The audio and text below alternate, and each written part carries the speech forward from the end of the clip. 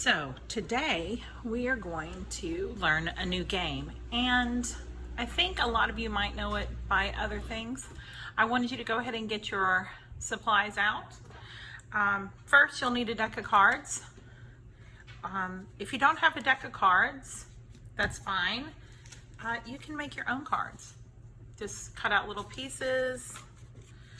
I would write the number, or even have your students, this is a good time for them to practice number formation for handwriting. So you would make a 1 and maybe even have them symbolize that right there on the corner of their 1.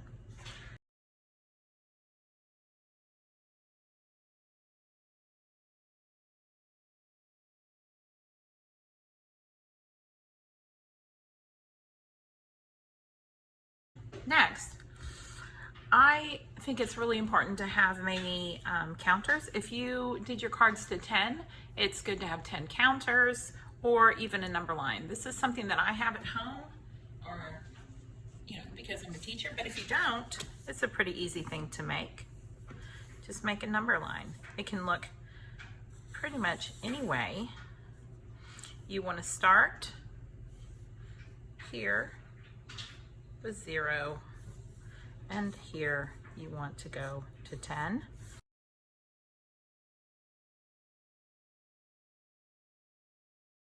I'm going to use this one just because it has some models and my handwriting's not that great on that one.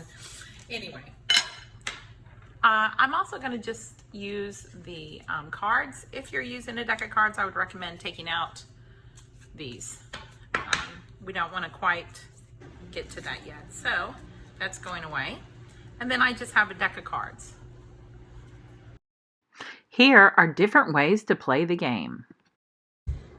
Hi, I'm going to teach you a game today to play with your student at home to compare numbers. So a lot of you might know this game. So player 1 flips over a card. Then player 2 would flip over a card. And which one has more? 10 is more than 2. So there we go. They create their own pile over here for player 2. Oh, player 1. Then player 1 has 2. Player 2 has 7. 7 is more than 2. So they go here. And they keep doing this until their piles, until this pile is completed.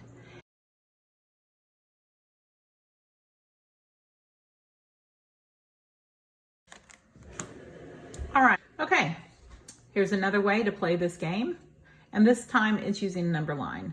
Now I have a number line that I made for school.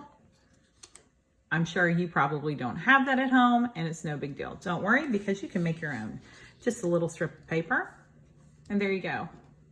I'm gonna go ahead and use this one because I feel the one that I have made, just because I feel like it's easier to see. All right, so same thing, here we go. Player 1 draws. Player 1 has 7. Player 2 draws. Player 2 has 2. So now we're going to look at the number line.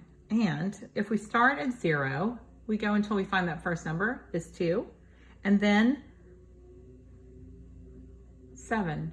So now I know that the further I go on the number line, the numbers get bigger. The quantities get greater. But now I need to figure out and prove how many more is 7 to 2. So here we go. I'm going to start on my 2, and we're going to use our strategy of counting on. 1, 2, 3, 4, 5. 5. So there's 5 spaces there when I count on. So I know that 7 is 5 more than 2. All right, here we go. We're going to play the same game, but this time we're going to use some little household items. My household items are pom-poms. Why? Because I'm a teacher and we have a whole bunch of stuff like this at home. You can use pennies, you can use Legos. Legos are excellent to use. any kind of little figurines, as long as your highest card, my highest card is 10. So as long as your highest card is 10, you have at least that for both players. All right. This game can be played up to however many players you'd like. Let's start using our counters. So first we're going to pull a number.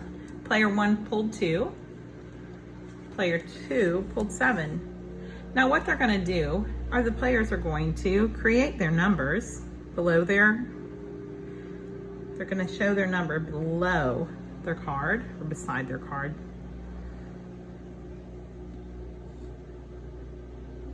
One, two, three, four, 5, 6, 7. I always like to organize my count just to make it a little bit easier. Thinking of like a 5 frame or a 10 frame where you 5 and 5. However your student needs to do it is fine.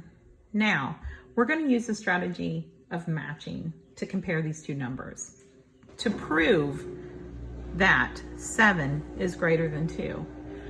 Most students will know that 7 is the bigger number, and that's okay, but now we need them to take the next step and prove their thinking, to explain their thinking, and to show it.